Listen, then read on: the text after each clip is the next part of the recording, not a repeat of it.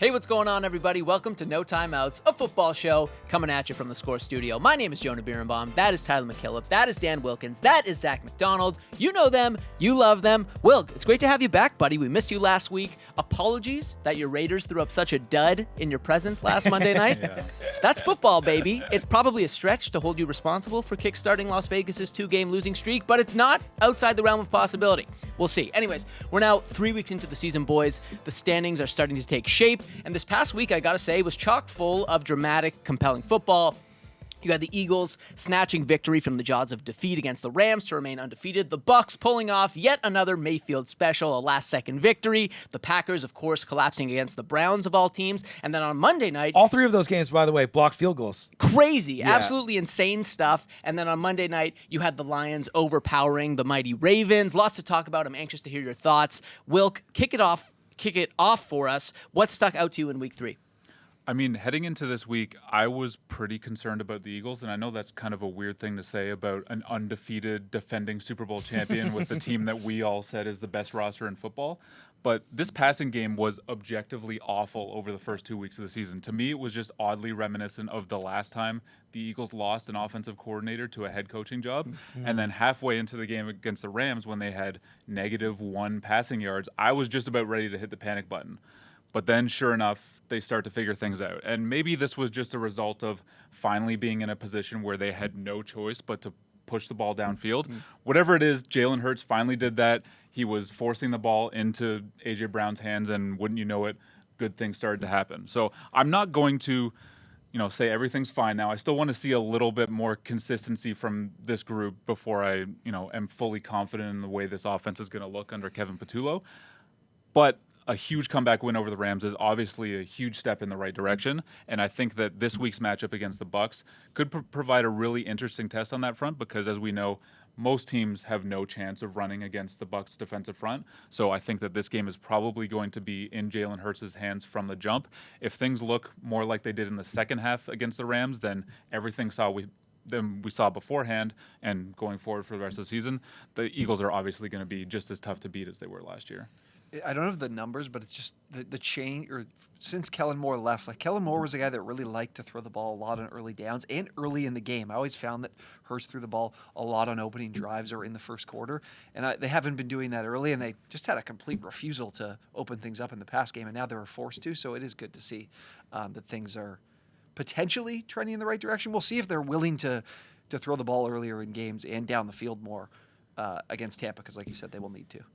You saw in the second half that they got some plays where A.J. Brown was being covered by Emmanuel Forbes, who's like 160 pounds, I think, when he got drafted, and he was absolutely bullying him. And it's like sometimes the Eagles forget that they have genuine game changers at the wide receiver position, and they need to take advantage of those opportunities and let A.J. Brown bully guys if he can bully them.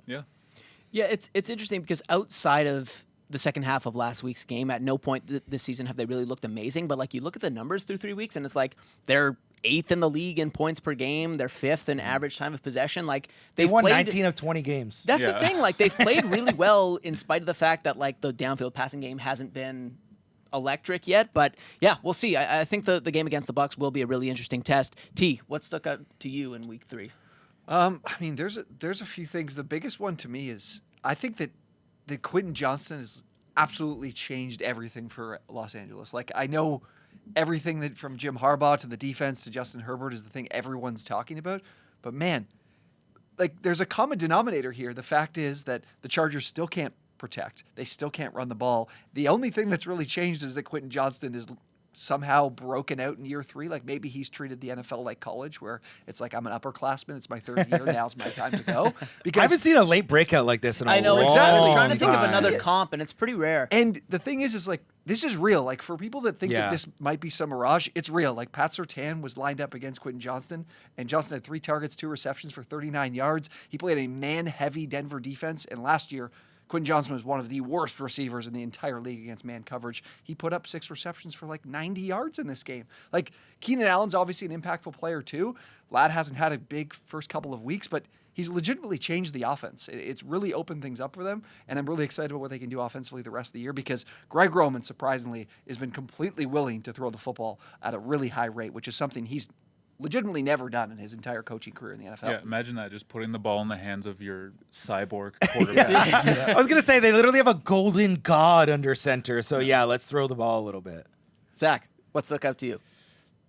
I mean, we had one of the greatest performances in the history of the NFL last week. Isaiah Rodgers signed a 2-year, $11 million deal with the Minnesota Vikings before the season. He had a 99.4 PFF coverage grade. He had a pick 6. He had a fumble recovery for a touchdown. He had another forced fumble. He had a forced incompletion, and he's the first player ever to record a perfect PFF grade. Literally, I think it goes back to like 2006 or something like that. Yep.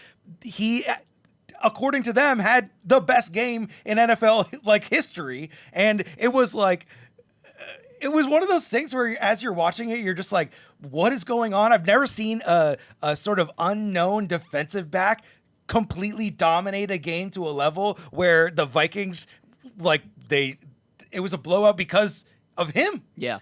Yeah, I won't lie. I didn't even watch the game because I didn't have to. Because it was over in the first quarter. That's the thing. So he shuts down Jamar Chase. Like, what are we talking about here? Isaiah Rodgers. He doubled his career totals in forced fumbles in one game, but he's honestly played really well all season long. This season, passer rating against for him is like 18.8, which is top 5 in the NFL among guys with at least 90 snaps in coverage. He's played really well all season. Crazy, obviously, performance on Sunday.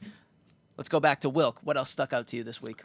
I mean, I know that the instinct for everyone when a team like the Browns beats the Packers is to focus on the team that let everyone down, you know, the heavy favorite. They either like didn't show up or, you know, it was a trap game, whatever you want to call it. But I think that's kind of unfair to the Browns. Like, I kind of took this game as a sign that things are slowly but surely going to start trending in the right direction here. I just am so impressed with everything we've seen from this rookie class so far.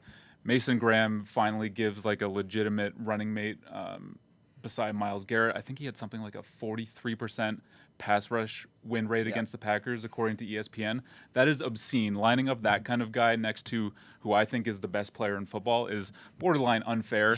You also have... Did you see that clip of Myles Garrett? He beats like the left tackle Rasheed Walker, and Rasheed Walker's like, run, Jordan, run! Yeah. That's good advice! That's basically what it was like all game. And you have Carson Swessinger, the second-round rookie linebacker at UCLA. Good. He's flying all over the field. You add in all the talent they have on the back end, and Jim Schwartz dialing it up as the coordinator. To me, this is quietly one of the best defenses in football. Obviously, the offense has a long way to go. Yeah. But I'm really encouraged about everything we've seen from Quinshon Judkins so far. Yep. He's played like 1.5 games, and he already looks like the best rookie running back. Yep. Harold Fannin Jr. as well. He's just seamlessly translated his really unique skill set to the NFL in ways that I don't think everyone really bought into in the pre-draft process. He slips tackles in ways that I have never seen from a tight end.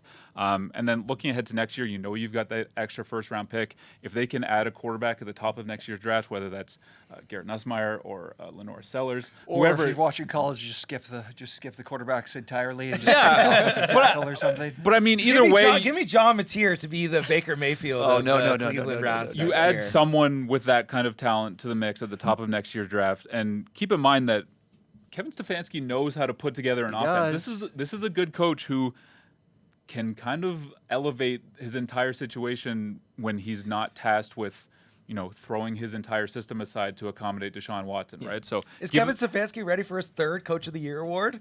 I mean, the greatest coach I in still NFL imagine history? that this team will have, you know, not many wins this season, but the point remains, if you kind of give them a couple years to build the roster up the right way, I think they're going to be set up really nicely for when they can finally get out from under that Deshaun Watson contract in 2027. And again, it's going to require some patience from ownership to let this staff actually do its job, but man, I think that the future is actually bright in Cleveland, as crazy as to say. You touched on it, but the common denominator here is they traded away the 2nd pick and gave it to the Jags for Travis Hunter, and Hunter has been at times misused and at most times mediocre for Jacksonville. I think it's just a lot. I think it's a lot to like. Yeah. Well, they're be asking playing two positions. He ran. I actually was just looking at It's this. definitely a before lot. One position's hard. Well, Travis Hunter's I think he'll figure it out. But the weirdest thing to me is I feel like they're not playing to his strengths. Like in college, he ran 95% of his routes out wide. They're asking him to play out of the slot, something he didn't do at all in college.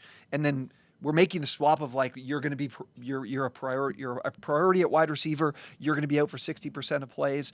That's what Cohen said before the season. Now we've just flip flopped to now he's playing more snaps on defense than he did on offense last week.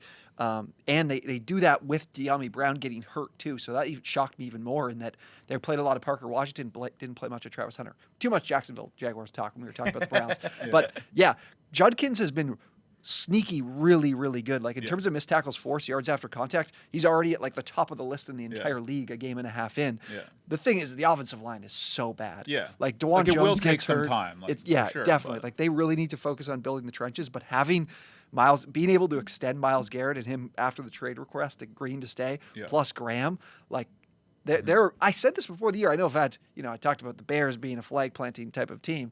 Hopefully we can forget about that. But I said the Browns aren't that bad because the defense is so good. Yeah. So it was really impressive. T, do you have another reflection? I think you wanted to talk about the Falcons. Yeah.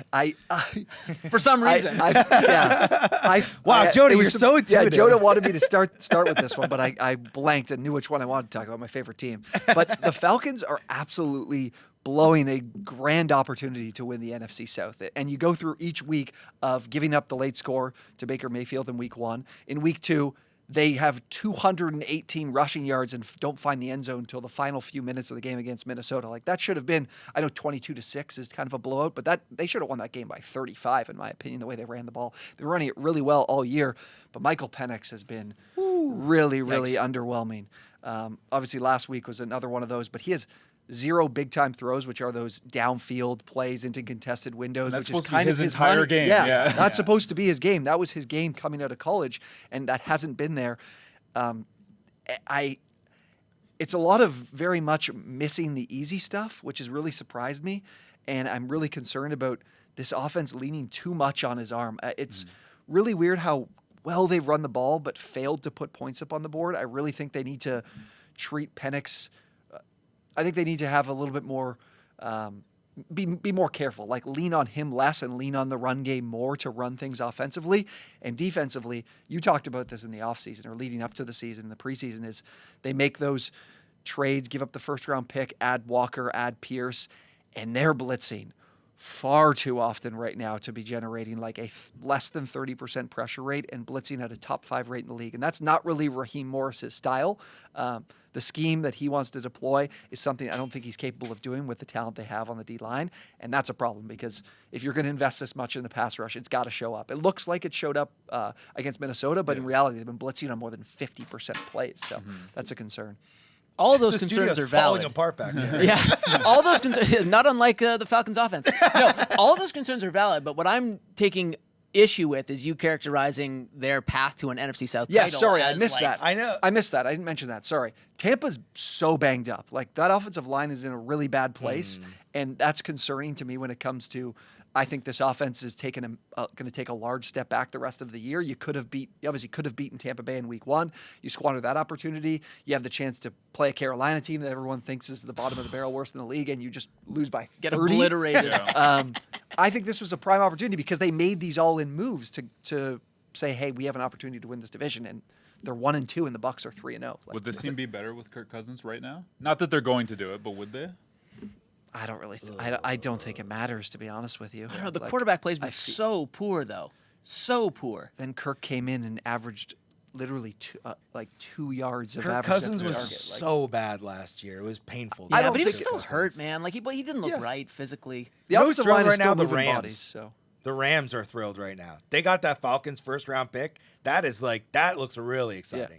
I want to honestly just vamp here for a sec because heading into their game against the Eagles, Zach, you had said this is where the Rams will show whether or not they're a legitimate Super Bowl contender.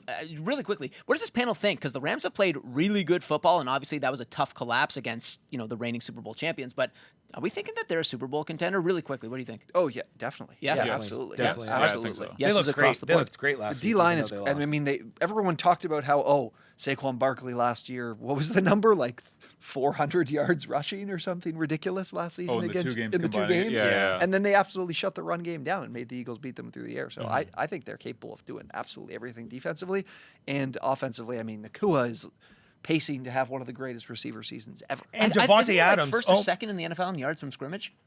Because he's also had a whole bunch of rushing yards, His too. pace is like over 2,000 Yeah, they're just- yards. Devontae Adams and Matthew Stafford are Yeah. also, they're starting to get that mind meld together where it's like Devontae Adams is so surgical. Can we also talk, Dan, about Blake Corum also looks really, really good. I know this is Kyron Williams' backfield. He got the extension, Yeah. but Blake Corum looks to be back to like that high-level player before he even entered the league. Yeah, He looked awful the first I remember 2 coming years. into the season being like, okay, like they gotta start getting away from Kyron a bit because you draft Corum last year and then you draft Jarquez Hunter this year, and there was like you had those clips about how much Sean McVay loved him, right? And you're like, okay, well they're definitely going to start to work these guys in. But then Kyron Williams gets the extension, you're like, okay, well Nothing's changing, maybe yeah. not. But then of course it ends up being Corum, and yeah, he looks great. So I really do think that this team is a Super Bowl contender, and I think that needing a blocked field goal to beat them is kind of even though the passing game for the Eagles ramped up in the second half, I think the Eagles needing that to beat them at the end of the game, it kind of confirms that for me. I thought Devontae would really help in the red zone, but it did not. He scored on the big play, but they haven't done enough in the red zone. That was why they lost. They kicked how many field goals in the first half? Three field goals in the first half, I think. Yeah, I think that's going to continue to ramp up as the season goes. Like Puka is the high volume guy everywhere else on the field, and Devontae is the guy that's going to score. And I think by the end of the season, he's going to have like 14 touchdowns. Zachy, bring us home. One more reflection on week 3. Just real quick, I just wanted to point out the fact that we got 2 0-6 New York teams, and it is just some of the most depressing football in the history of any city everywhere. They're 113, 200. They're what was I reading there? They're 113, 219 and 1 in the last 10 seasons combined. The That's Jets crazy. and the Giants. The Jets had the weird Baker Mayfield was like, this is a revenge game because Steve Wilkes cut Baker in Carolina. Hassan Reddick swindled the Jets for the most ridiculous contract of all time. And that's somehow a revenge game for these Buccaneers guys. Todd Bowles used to be a coach of the Jets. The Mets are melting down. Jets fans are Mets fans. It is just, my poor dad is going to die and hate football by the end of his life because he has to watch the Jets every week. There's just no vision there. And then MetLife Stadium also, by the way, have you ever been there? Dump. Really? Terrible stadium. It's like a sardine can. It's awful. Just really bad football in New York City. And the one thing that I do want to say, though, about the Giants, they are 0-3.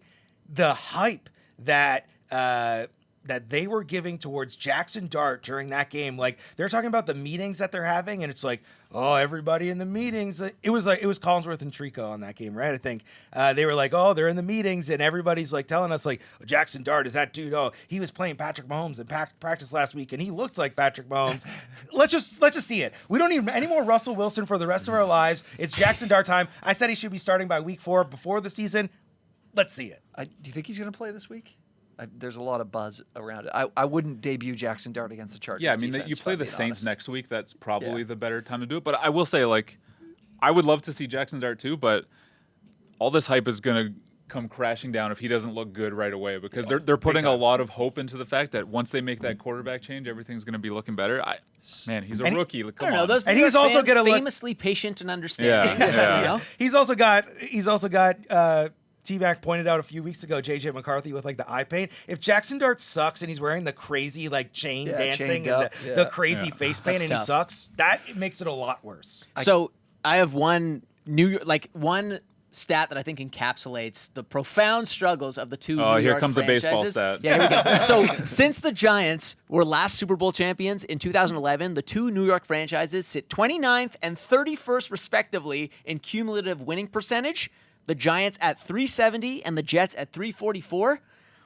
Tough times. Tough times. Oh, I thought you were going to loop the Yankees and Mets in there maybe- somehow. I thought a batting thought it was average stat coming. was going to come out once we were in the You want to know how bad things are? I would vote for Cal Raleigh for American League MVP over Aaron Judge. Wow. Okay? He's a catcher. Come on. That's for another show. Yeah, jumper exactly. shout out. Gents, it may or may not shock you to learn that early on this season, passing, at least in terms of yards per game, is at its lowest level since 2006. However, in spite of that, we have seen some very compelling quarterback play so far in 2025 from both guys you would expect and some guys you wouldn't expect. Case in point, 3 weeks into the season, Daniel Jones leads all quarterbacks in adjusted EPA per play. But I want to put you guys on the spot a little bit and get a sense of your true quarterback feelings with a little game of Would You Rather. Very simple game. I'm going to give you 2 quarterbacks, and you have to tell me which one you would rather have for the remainder of the season. Not for the next 5 years, just for this year. Here we go. Which quarterback would you rather have for the remainder of 2025, Wilk? Jordan Love or Jalen Hurts? We're talking like in a vacuum, like aside from their situation. All right? else just being the equal, player. all else being equal, which quarterback would you rather have for the rest of this season? Jordan Love. Okay. Enough said. T, who would you rather for the rest of this season? Caleb Williams or Baker Mayfield? I'd rather have Baker Mayfield. I don't Yeah. need to watch Caleb Williams hang onto the ball for 5 seconds. I'd have to throw that. I don't know, man. He looked pretty good this past week. I know it was the Cowboys defense, but Yeah, did you see what Russ looked like the following week after the Cowboys well, defense? I think he's probably going to put up 6 touchdowns this coming week. So we can have that. They're playing the Raiders. Oh, yeah. I thought you were talking about Russ. No, Russ not had Russ. Zach, who would you rather have for the rest of this season? Justin Herbert or Dak Prescott? The golden god, Justin Herbert, the man. I don't know if I wouldn't take Justin Herbert over everybody else at this point. He has looked absolutely phenomenal. Wow. With the way that he's rejuvenated Quentin Johnston's career, he's finding Keenan Allen in the back of the end zone, just running around. He also just looks so hot. Like that Yeah, he's really, hot. you know, that it moves. Well, did me. you hear? Madison Beer is dressing him now. Oh, That's the game changer. He was wearing That explains sweats it all. before every single game, and then on Sunday he showed up in white T-shirt and jeans. Nothing crazy. Because Yeah, would never yeah. be Joe Burrow stylish, Wow. but Madison Beer is dressing him. I'll say it again. He has always been this player. Yeah, People are just finally catching up. It's the same stuff is You is can't- happening. He you was can't- pressured he has- 26 times yesterday or on Sunday. Like the offensive line is still awful. Yeah. He just is he's making laid some plays. eggs in big spots. Well, Yeah, that was the difference before. Now it isn't. who would you rather have under center for the rest of this season? Josh Allen or Patrick Mahomes? Josh Allen. I still think Patrick Mahomes is the best quarterback, maybe of all time, but Josh Allen is playing out of his mind over the last 2-3 years. So It I'll take is. Josh Allen. I saw some It is from hard the rest of this panel. Yeah, it is hard to watch Patrick Mahomes have to throw the ball to Tyquan Thornton and Hollywood Brown. Yeah. Yeah. I really can't wait to see It's them healthy. extremely bothersome. Really can't wait because I think Mahomes is going to have a really, really, really good year. The rest Yeah, I of think the the second half for him is going to be awesome. I think When he Mahomes- actually has some receivers back. I think That'd be Mahomes cool. over everybody. But. T, who would you rather have for the rest of the season? Jared Goff or Matt Stafford? That is Jared Goff played really well on Monday night. We didn't talk about the Monday night game. He was very impressive on Monday night. Now the Ravens, I have some serious questions about how I thought I was going to highly respect that defense, and Not so much. They're not answering the bell, but I'm still going to take Matthew Stafford. I would still definitely rather have Stafford than Goff for the rest of the year. Zachy, last one. Who would you rather have for the rest of the season? Daniel Jones or Sam Darnold? Ooh, that's a really good question. Don't even think about that for another second, brother. I will go with Daniel Jones. I know Colts Recency fans bias. got extremely mad at me last week. I'm sorry. I didn't mean to get you guys all riled up. Daniel Jones has played a lot better. I've been through the Sam Darnold experience as a Jets fan, and it's not a train I'm willing to buy another ticket for. But he's a different quarterback now. He's a post-Kevin O'Connell quarterback. He's been good this year. So's Daniel Jones. yeah. Sam Darnold's been good this All year. right. Daniel Jones, they're both.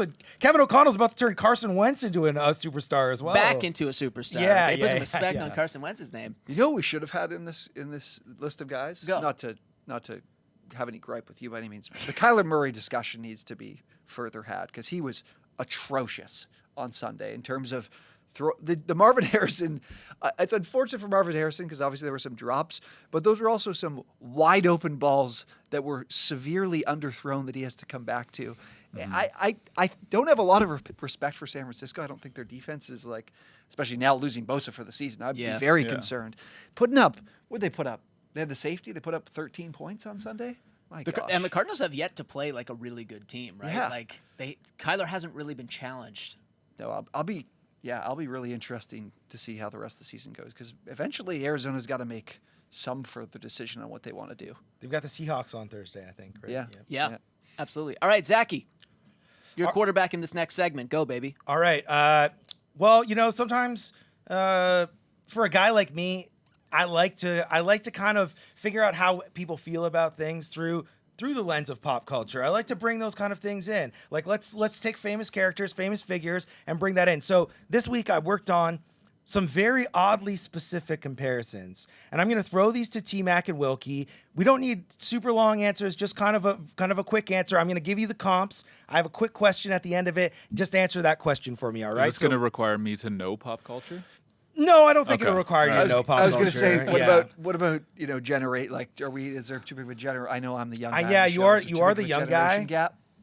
Okay, well, You can explain it to me. No, well, can't let's believe see. I'm gonna Well, be let's called the see. old Well, guy let's here. see. Let's see. I do have a couple older movies here for you. So T-Mac, which one of these comparisons is more accurate?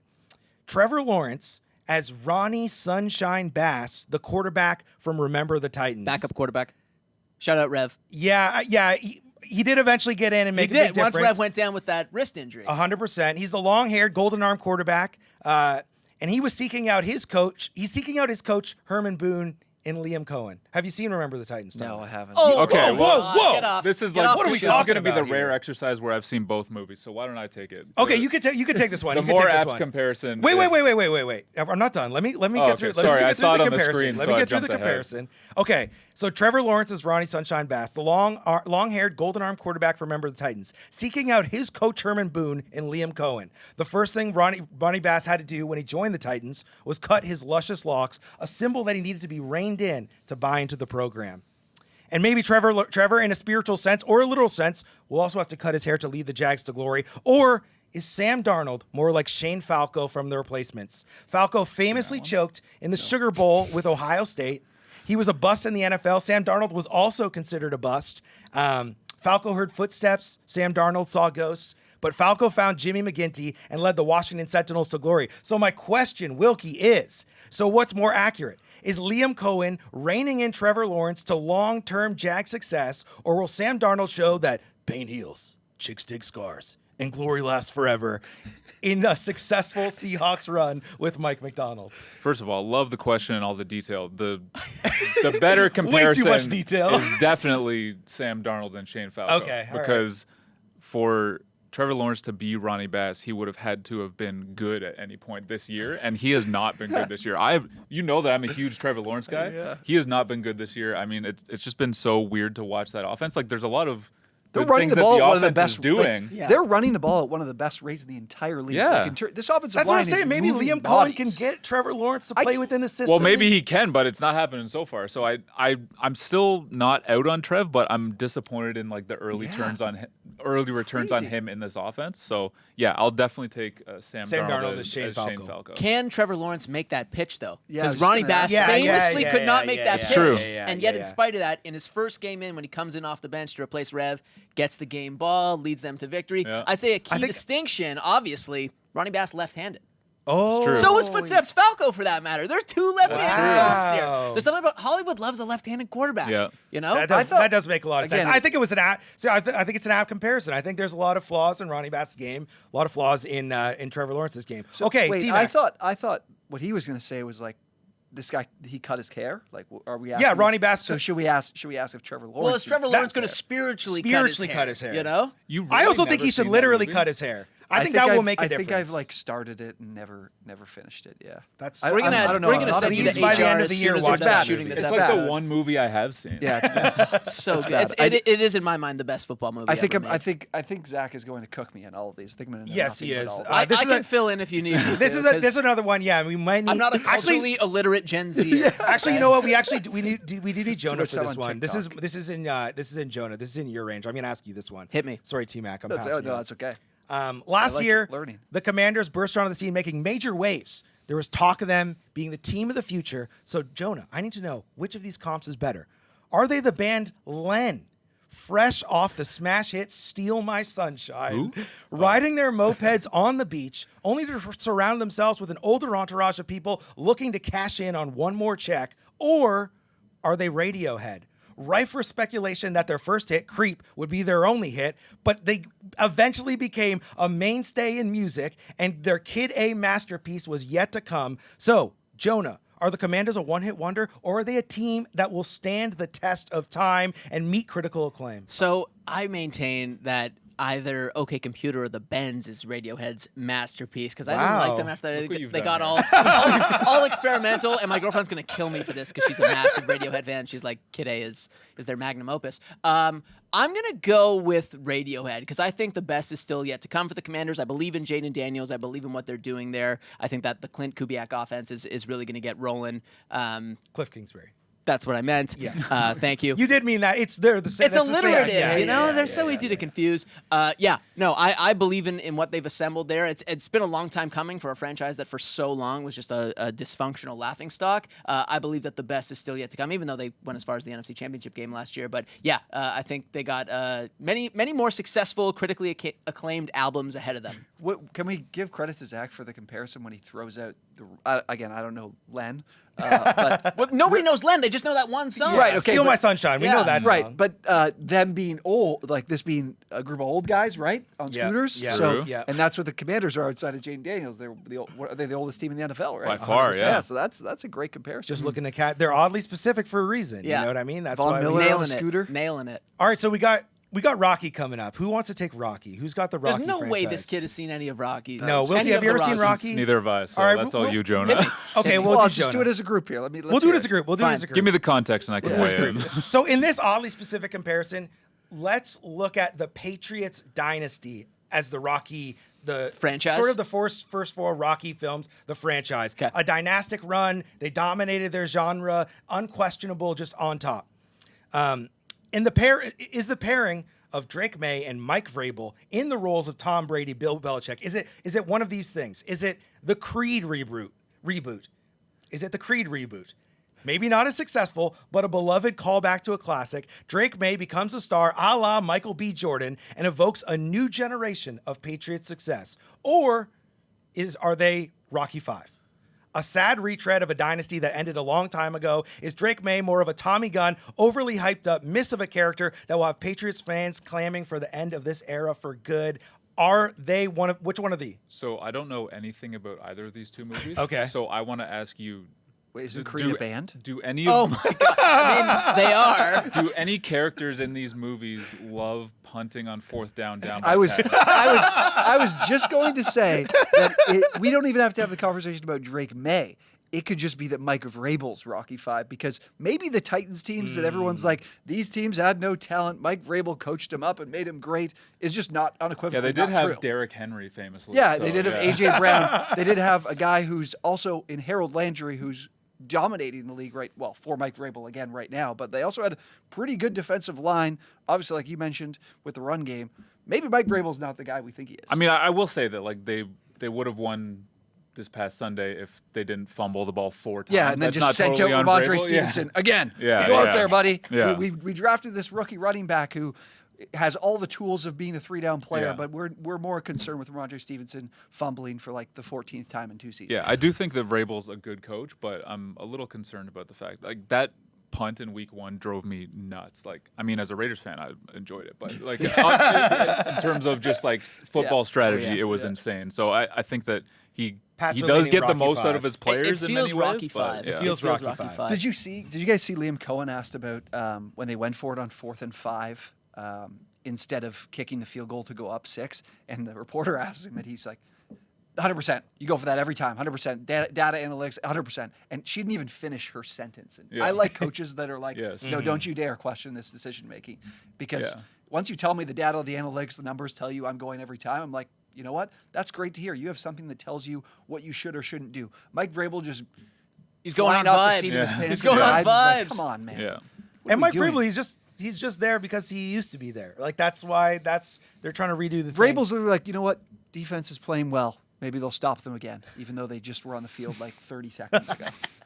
Rocky V was like the worst performing Rocky at the box office. It was And like people like genuinely hated Rocky V, and it like ruined their lives. it was a huge flop. And didn't And they that could make- happen for Patriots fans, and we would all love to see it, to be honest. Absolutely. Yeah, that's true. It's just it's hard to imagine the Patriots reclaiming the past glory. I mean, look, that's obviously I'm an saying I'm not incredibly saying high Rocky. I'm saying standard. Creed. Yeah, I'm yeah. saying are they I don't know how you guys haven't seen the Creed movies. Those are new movies. They're very good. You should watch them. This is such a podcast of ball knowers, of ball watchers, that it's like there's no music in the house. There's Yeah. no films. It's just like straight football. They've never been in a from movie beginning to theater. end. Yeah. Zach, you want to hear? This will make me look like such an uncultured loser. I'm watching the game last night on the smaller TV because we talked about two One TVs. TV Yeah, household, yeah, yeah, one of TV course. household. The main TV may or may not have the new Netflix movie, that Unknown Number, the catfish. Oh, I Oh, watched that. I liked it. incredible. yeah, didn't watch documentary. Really Creed, didn't watch disturbing. Rocky. Don't know anything about Remember the Titans. But yeah, I was watching that. You haven't seen Remember the Titans. Completely locked into the You don't even know what left side, strong side refers to. You're unbelievable. All right, Zach. That documentary was so good. Bring us home, baby. Last one here. Again, we'll open it up to the whole group.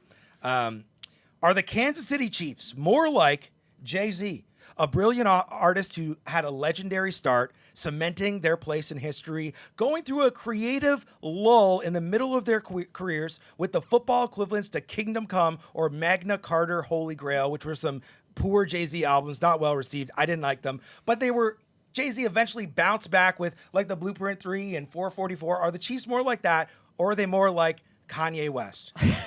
A flawless, the musical artist Kanye West. Okay. We don't have to get into any of that. The musical artist Kanye West. A flawless opening run that ultimately goes off the rails so quickly you feel guilty about ever enjoying it. Is a Taylor Swift marriage the equivalent to the Kim Kardashian red herring that this is all about to go off the rails? The question is this the beginning of the end? A regression to the mean for the Chiefs? A regression to the mean, not they're gonna suck, or will Mahomes and company have a reinvention period later on that finds them back on the top of the mountain once again? Yes, they're fine. For my money, they're more Jay-Z. Jay-Z. Again, they had a period where they weren't at the height of their creative powers, but they're still much respected, much venerated. You were the one who brought up last week that you were pretty concerned. I don't think I they am did concerned, anything. but I'm still I don't not think they writing did them anything. off. I was this surprised week. you took Josh Allen over Patrick Mahomes. I still believe that this team is capable of winning a Super Bowl and is capable of being the best team in football. They did not answer a lot of the questions that you had last week, though, I will say, on Monday night. No, that game they was didn't. a tough watch. Yeah, and they've exclusively played tough watches so far this year. But if you're betting against Patrick Mahomes, that's on you. No, I do not think that they are headed for a Kanye-esque tailspin. No. Well, and we actually have seen it before with the Patriots. A lot of people forget there actually was a middle lull of the Patriots where it kind of felt like that thing was over for a while. And then Brady's crazy because he had a second peak and then a third peak, which is absolutely insane. But it seems reasonable that they'll do a on-the-fly rebuild at some point, and we'll see a second peak of the Chiefs. Yeah, I'm not even really sure that they need to rebuild that much. I think obviously it's been a bad start, but we talked about it earlier. It's kind of hard to do what you want to do on offense when you're missing so many guys that were key to all these plans. So I think that's a better question for maybe mid-season. We'll see what they're looking like at that point, but I think that they're going to look a lot different than what we've seen so far. They'd basically have to trade away Patrick Mahomes to really, I think, cement the Kanye comparison. You got to fall pretty far. Right out of the AFC you got to fall pretty far to earn that comp. All right, boys, before we head home, let's tee up week 4 with some rapid-fire questions. You'll each get a chance to answer, but let's make it quick. Which team desperately needs a win this week, Wilk? I'm going to say the Vikings. It's a little unconventional coming off of, 48-10 win? Spanking. And I got to say, Brian Flores' defense was absolutely on one in that game. But the case here is pretty simple. You don't get to play the Bengals every single week. The Vikings, they should be happy with their 2-1 start. I think that's been generally a positive. Mm-hmm. But I think that they really need to stack up the wins before the schedule turns into an absolute gauntlet that starts this week against the Steelers and then the following week against the Browns, because after that, I believe they go Eagles, Chargers, Lions, Ravens, Bears, Packers, Seahawks. Pretty sure the Bears some respect. Yeah, so to me, I mean, based on what we've seen from this quarterback room so far, which is to say J.J. McCarthy was bad when he was on the field. Yep. Carson Wentz is the guy until he returns from injury. I think it's an absolute must that they start 4-1 before that stretch if they want to hope at the playoffs. So my question is, because the offense just looks so much more locked in with Carson Wentz under center than they did in the previous 2 games with J.J. McCarthy, is there anything Carson Wentz can do over the next week or 2 that earns him the starting job over J.J.? No. I don't think so. I think that they would be confident enough in McCarthy that when he comes back, he'll at least be good enough to help them win. Whether it's good enough that we're, happy with him in general and saying, he was a great pick, I can't say for sure, but I think that they're probably confident enough in him as a player that everything they have around him can help produce wins. But yeah, like I said, that schedule is tough. So I guess there's a chance if Carson Wentz lights it up over the next 2 weeks that he would stay, but I'm just not expecting that. It's Carson Wentz. Yeah, so. You have to play to your ceiling if you're Minnesota. Your whole plan was, let's invest in everywhere else, and our roster's so good, let's play the guy that gives us the chance to beat Yeah. that our absolute ceiling. He hasn't played well so far, but we'll see when he comes back. T, who desperately needs a win this week? The Raiders. Las Vegas Raiders desperately need to win this week because the Chip Kelly, Pete Carroll experience is off to a tough start. This offensive line has been horrendous. You thought Geno, with the way he looked in week 1 with the deep ball, would help open up the run game, but it turns out I think you need the run game to help open up the pass game because there hasn't been a lot of Ashton Jeanty, I think, he's on the verge of the big game. Like, I think a lot of people might be thinking really negatively of his play so far. He's forced, I think, the second most missed tackles, maybe the most missed tackles in the league through the first couple of weeks of the year. And this team is second last in stuff rate, second last in hit at the line rate. They're not moving bodies for him, and I'd really like to see Jeanty break out. But they get a Bears team that's also pretty much equally as desperate as they are. Yeah. I think it would really help this offense, or this team in general, to get on the board with a win, even though they're 1-2. They're not 0-3. Yeah. I mean, go ahead, Will. They need a win, but unfortunately, I think that they're going to get smoked by the Bears. I think that the Bears' offense is pretty close to taking off here. I know last week was against the Cowboys, but the Raiders' defense isn't going to provide much more resistance, and I think they're not going to be able to. Well, there's a pass rush, semblance of one at least. I mean, it hasn't been so far. No. I think that they're in a tough spot, and like you said, it's all the offensive line. I think that Jeanty has looked good when he's had a chance, but he hasn't had much of a chance. So, and I'm not sure how it gets better. That offensive line is in rough shape. Yeah. And if the Raiders don't get a win this week, they might only finish 6-11. You know. Fair. We're not talking. Yeah. Imagine. Zachy, who desperately needs a win this week? Desperate, maybe pushing it a little bit here. But also in another sense that maybe it's not. I think the Packers really need to beat the Cowboys. I think losing last week to the Browns was pretty devastating. They got dominated in the trenches. We obviously talked about the Browns earlier. They have really good defensive line. Josh Jacobs got nothing going against them. But they cannot go into Dallas and lose to the Cowboys after trading for Micah Parsons.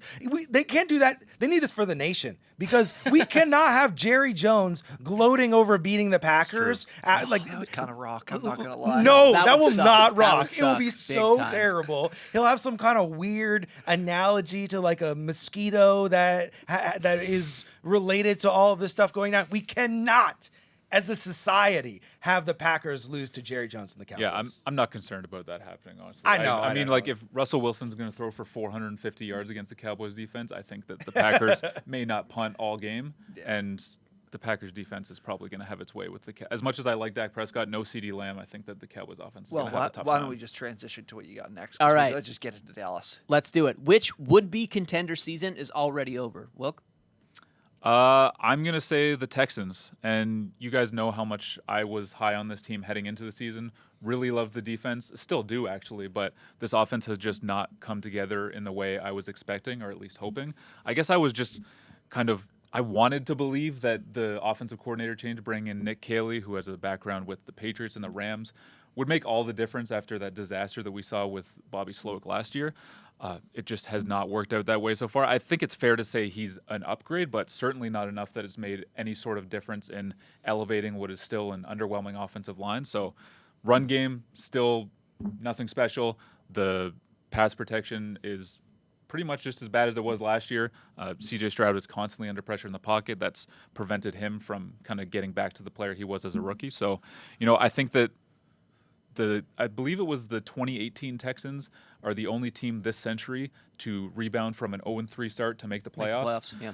I just think that the AFC is a lot more deep than it was back then, especially when you include the 3-0 Colts. Tyler's 3-0 Colts at the top of the division. I think the road back is just going to be too difficult. I think they're done.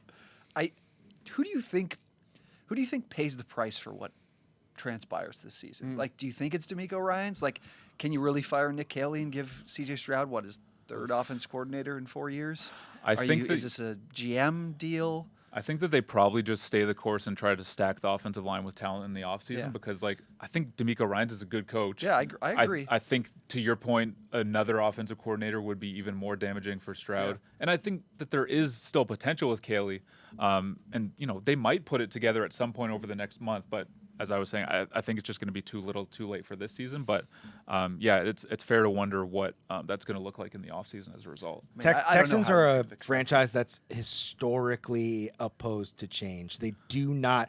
Bill O'Brien was there forever. They keep their GMs forever. It's like systemically they don't believe in making big changes. Yeah, like I that. think they'll be patient.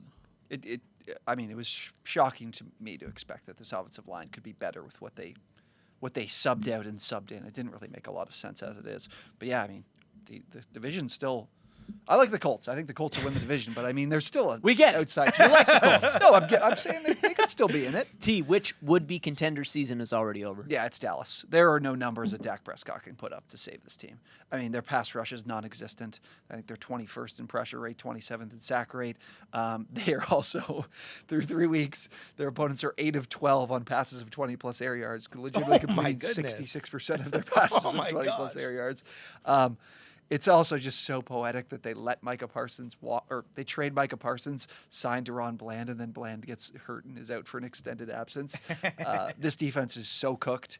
I don't care how good the offense will look the rest of the year. Their season is already over. Is their collapse a metaphor for the broader decline of the American empire? You know what? Let's skip that question entirely. Listen, I don't know about 2000s movies. I don't know about the American empire. Zach, which would-be contender season is already over?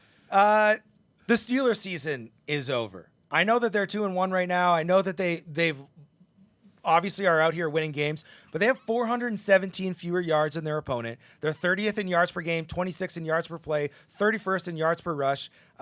They've been incredibly efficient in the end zone. They're like 86 on the red zone. They're like 86% in the red zone, but that's going to regress eventually. Like you're just not going to keep up 86% converting that. This past game against the Patriots were begging to lose the game. Ramondre fumbles 2 times. Antonio Gibson fumbles another time. Watching Aaron Rodgers is so painful. He can't move. If I saw a graphic of like his spray chart where he's throwing the ball, he doesn't throw anything down the middle. He's so consumed by let's throw a back shoulder pass. Let's show that I can still fit it on the sidelines. He has no electricity to his game whatsoever. They're going to be just completely milquetoast. I just have no faith in them. I don't even want to watch them. They're just going to go 9-8 again, though, Zach, and they're going to make the playoffs because the AFC kind of stinks. That extra playoff spot is the Steelers playoff The spot. Steelers special. The defense is loaded though Yeah. up front. They've been super banged up too the last couple of weeks. They missed a lot of guys in the secondary, but Highsmith playing well, Watt obviously. There's so many guys up front that I don't know, the floor is just so high. That Steelers Colts Saturday opening playoff game. It's gonna hit. It's gonna hit. Yeah. It's All right, fellas. So the Colts are going to be the 1 seed or the 2 seed. They're going to play the Steelers. Last question. What is Week 4's game of the week? Wilk. It's Ravens Chiefs. I think that, despite the matching 1 and 2 records, I think we can all agree that these two teams are still firmly among the elites in the AFC. And there's obviously a lot on the line here because at the end of the day, one of them is going to be 1 and 3. That's crazy. So I don't think that I'd be hitting the panic button for either of them, oddly enough, when they get to 1 and 3, but it's certainly not the position that you want to be in as a would-be Super Bowl contender. And if it's the Chiefs, man, you're probably looking at a full 3-game deficit behind the Chargers at the top of the AFC West. And, obviously don't want to get Chargers too won ahead 3 of divisional games to start the season, right? And So- they got the Giants this week. Don't want to get too ahead of myself, but the way the Chargers are playing, I think that we're probably looking at that point, a new division winner for the first time since 2015. Wow. If any team could blow that division lead, though, it's probably the Chargers, given their In history. a Fair. former era, Fair. in a Brandon Staley Okay, it's era. a new era. Yeah, exactly. No, I like that. T, game of the week. Look, I'm going to bring up the Colts again because they're playing the Rams, and this is another opportunity to kind of prove how legit Such you a are. fun game. Just because from the standpoint of we watched the Rams do a great job of stopping the run against Saquon. Jonathan Taylor's your offensive player of the year through 3 weeks. So how do you manage to stop the run game, slow down the run game, and put some pressure on this really good offensive line? And then how does the defense, the defense was not healthy against Denver. I think you got to cut them a break there because they were missing a couple pieces in the secondary. Latu's been really good in the couple games he played, but he missed that Denver game. So how good is that defense? How much can they, answer the bell against a really good Rams offense? There's going to be a lot more to learn about the Colts I still think they don't completely trust I was honestly glad that they finally punted because they were not taking a lot of risk early, which you're playing the Titans. You didn't have to, but they don't really want to press with Daniel Jones in terms of pushing the ball on third down. They want to run the ball quite a bit. I would like to see them maybe, I don't want to say overexpose themselves, but let's see a little bit more Daniel Jones in this game because, again, the Rams could slow down the run. I don't know that those words have ever been put in that sequence. But No, I know. Let's see more of Daniel Jones. Daniel Jones. They're putting him in positions to be successful, Yes, and so far 100%. it's worked. Zach, game of the week. I really do like Colts Rams, but I think it's Bucks Eagles. I think these are obviously two undefeated teams. They're both playing really amazing football, and they're kind of a perfect match for each other. And you talk about the Baker finishes where he ends up just like winning these magic games. Jalen Hurts has that same ability. They both are teams that are not afraid to play the kind of football where they're okay with it being close by the end of the game. They just are trying to keep up with the other team, and then they trust their guys to win in the end. And then you have all these dynamic pieces. You've got Saquon Barkley, you've got Bucky Irvin, you've got A.J. Brown and Devontae Smith, you've got Emeka Ibuka, who's so fun to watch. You've got two stellar defenses. Todd Bowles has a secret lover on the team. I don't know if you guys heard that. What? Yeah, did you hear that? No. What? Extremely online this week. Tune in. It'll be out this week. But Todd Bowles, in a post-game press conference, he embraced Payne Durham, their backup tight end, and the commentator, one of the people in the presser, asked him, like, "Hey, what was up with that?" And he's like, "Oh, I don't know if you guys know this, but me and Payne Durham are secret lovers." Beautiful. interesting. Love that. I thought this was going to be I don't know if you guys saw the AI makeup of Bill Belichick and Yeah, Gordon Hudson's yeah, making out yeah, on the sideline on Twitter this week. That wasn't That's AI. what I That literally, wasn't I had to search it up. But anyway, Bucks Eagles, great game. I think that this is going to be an Eagles blowout. No. The You have Bucks, no respect for the Bucks. I just Admit think, it. Yeah, I think offensive line wise, those problems they might get healthy, they might get Godwin back, but also Evans has the groin or hamstring injury too, true. and historically he'll miss a couple games if that flares up. I think Yeah, but historically he'll still get 1,000 yards. Oh, Yeah, 100%, yeah. But I think the bubble could eventually burst for this 3-0 Bucks I think team. people have been waiting for the bubble to burst on the Bucks for a long time, and they just keep winning football games. Yeah, you're Fair. right. The matchup's good for their run defense for sure. It's gonna have to be a Jalen Hurts game, big time. We'll see. We'll see. That'll do it for today here on No Timeouts. Once again, that's Zak McDonald, that's Dan Wilkins, that's Tyler MacKillop. My name's Jonah Birenbaum. We'll see you next time.